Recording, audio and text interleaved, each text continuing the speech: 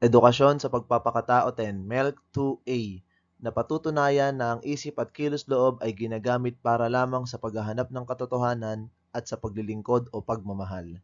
Sa araling ito, pag-aaralan natin kung paano magagamit ang isip at kilos-loob para sa paghahanap ng katotohanan at pagmamahal.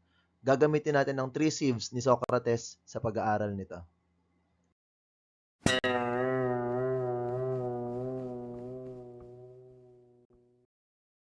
Ang 3 sieves ni Socrates.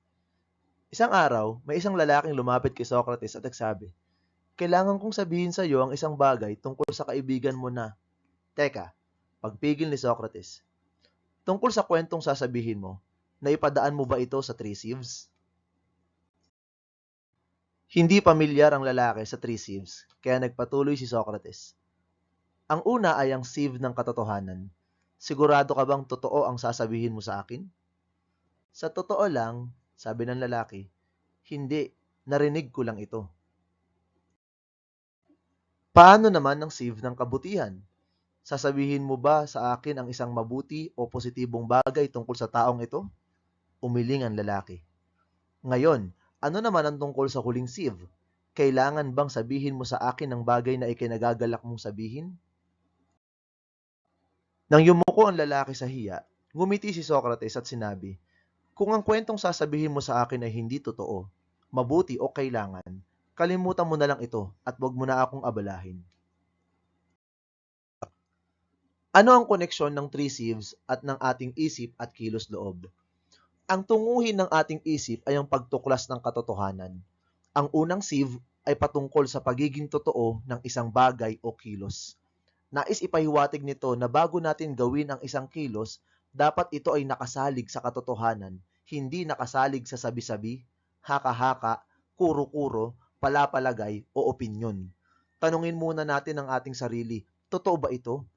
Bago magsalita o kumilos, tiyakin munang totoo o nakasalig sa katotohanan ang sasabihin o gagawin. Ang pangalawang sieve ay ang sieve ng kabutihan. Ang tunguhin ng ating kilos-loob ay ang pagmamahal. Ito ay magagawa sa pamamagitan ng paggawa ng mabuti. Bago kumilos o magsalita, itanong muna natin sa ating sarili, mabuti ba ito? Dapat tiyakin natin na ang ating sasabihin o gagawin ay mabuti. Ang ikatlong sieve ay ang sieve ng kapakinabangan, kahalagahan at pagiging kailangan. Bago tayo kumilos, itanong muna natin sa ating sarili, kailangan ko ba talagang gawin o sabihin ito? Kapaki-pakinabang ba ito para sa nakararami o para sa lahat?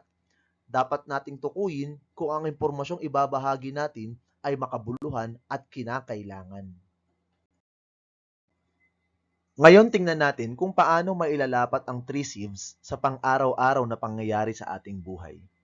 May narinig kang chismis tungkol sa iyong kamag-aral at iniisip mo kung ipagkakalat mo ba ito sa iyong mga kaibigan. Unang sieve, ang kwento ba ay totoo? Ikalawang sieve, ang pagkakalat ba ng chismis ay makapipinsala o makatutulong sa kahit na sino? Ikatlong sieve, kailangan bang malaman ito ng ibang tao? Kung masasagot natin ng oo ang mga tanong na ito, dapat nating gawin ang kilos. Subalit kung may isa dyan na hindi, hindi na natin ito dapat gawin. Napansin mong nahihirapan ng kamag-aral mo sa kanyang gawain. Pinag-iisipan mo kung tutulungan mo ba siya. Katotohanan, totoo bang ang kamag-aral mo ay nahihirapan at nangangailangan ng tulong?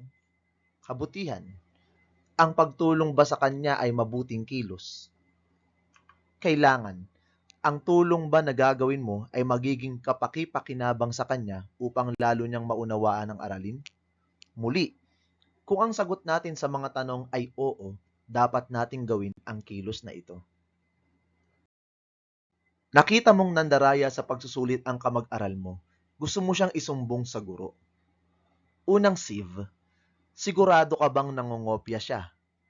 Ikalawang sieve, ang pagsusumbong ba sa kanya ay makatutulong upang mapanatili ang integridad at pagiging patas?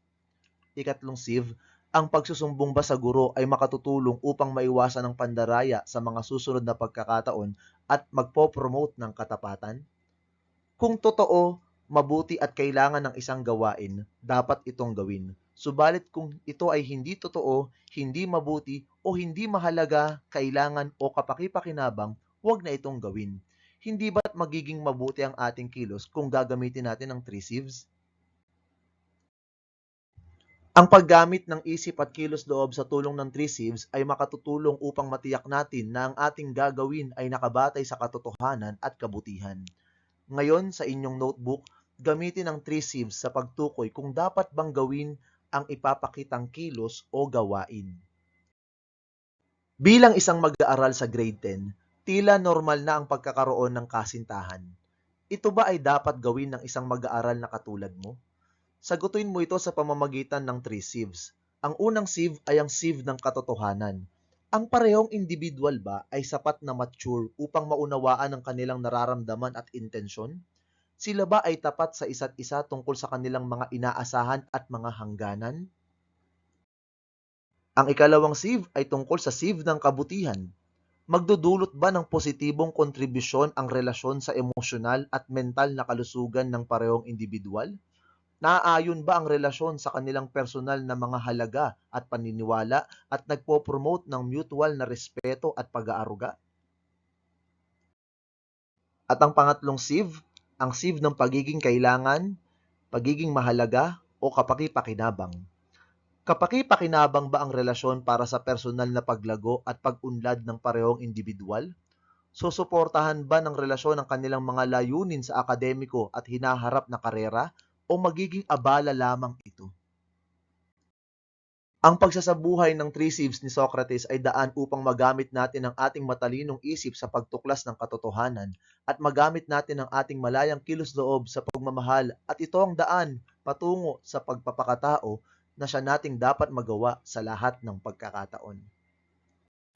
At dyan po nagtatapos ang ating paksa. Nawa ay may natutuhan kayo. Salamat sa panonood at pakikinig. Paalam!